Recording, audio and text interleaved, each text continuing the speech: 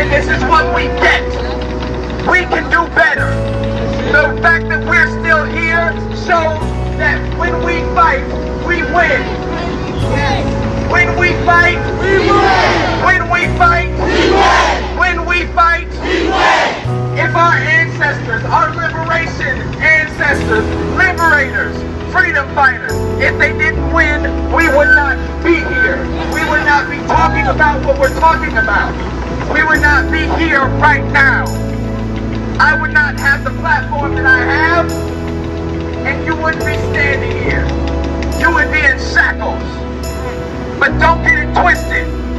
Those shackles have just transformed into other means of slavery. That's right. That form of genocide that was very blatant back in the day has turned to a slow genocide. We have to abolish the systems. Tear this shit down. Fuck capitalism. Fuck the police. Fuck prisons. Fuck white supremacy. Fuck Donald Trump. Fuck this system. Fuck colonialism. Fuck transphobia. Fuck homophobia. Fuck the police. We have to acknowledge that we are occupying stolen land. Every day, we have to seek out the most vulnerable in every situation and liberate them. Okay, I need to tell you guys what happened today.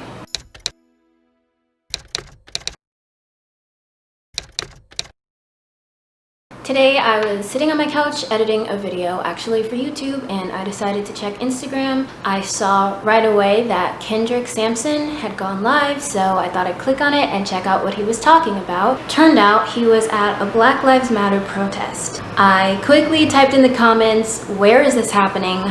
I want to come." Right away someone replied, "It's happening in downtown LA." Well, I live right outside of downtown LA, so grabbed my phone. It didn't have that much power left, but anyway, I grabbed my camera because I'm a documenter. I document things. It's just a part of who I am. So I feel like there are different kinds of people who go to protests. There are speakers, people who speak at protests. There are leaders, people who lead the people marching. There are people who plan things, the organizers.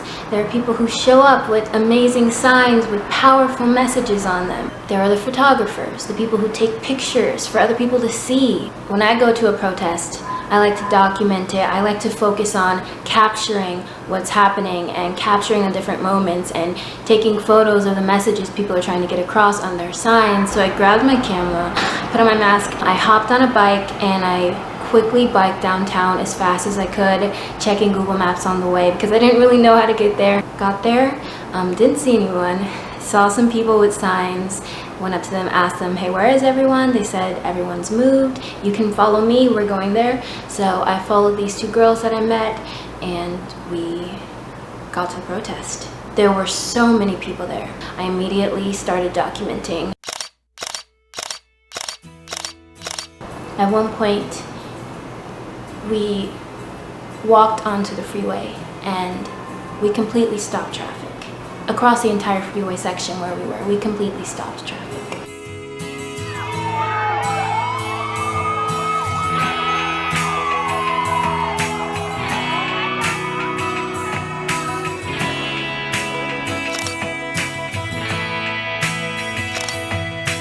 Then the group marched to an on-ramp off the 101 freeway.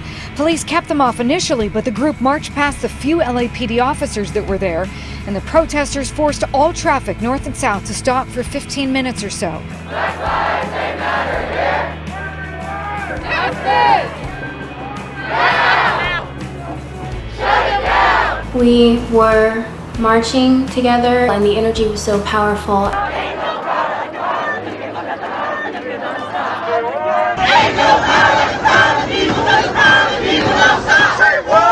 It felt so amazing to just yell at the top of our lungs and make our voices heard. We made our voices heard today, and we were seen today. I didn't have a sign, so I just put my fist up. I was standing next to this boy at one point. He was white, and he was standing with his fist up as well. Something about that moment, standing next to this guy, he's not a person of color, but he cares so much about the injustice that's happening that he's out here standing in solidarity with us, with Black Lives Matter and the movement. And I was standing next to him, and we were both holding our fists up, and something about that moment just felt so beautiful. I don't even know if he knew how beautiful it felt. When the cars finally were able to drive again, a lot of them were in support of us, and they beeped at us, and they honked their horns, and they held our fists out of the window. There was just so much solidarity. It was so emotional. I found myself holding back tears pretty much the whole time, just seeing all those people come together, not just Black people of all different races showed up today, because I think everyone is just, not everyone, but so many people are outraged by these past few days and all of these deaths that have happened in the Black community. We just feel like we have to do something. And guess what? We're a powerful people. We're not gonna stand for injustice like this. We're not gonna stand for it. And we don't have to. I'm tired of waking up and checking Facebook only to find out that another innocent Black man was killed. I'm tired of worrying about my little brother. If you're outraged and you're angry and you just feel like you want to do something, join the revolution.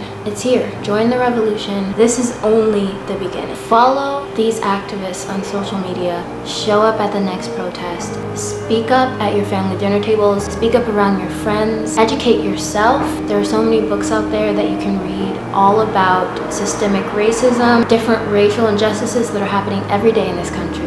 There are so many things that you can do. There are so many things I can do. We don't have to feel powerless, and we don't have to stand for any of this.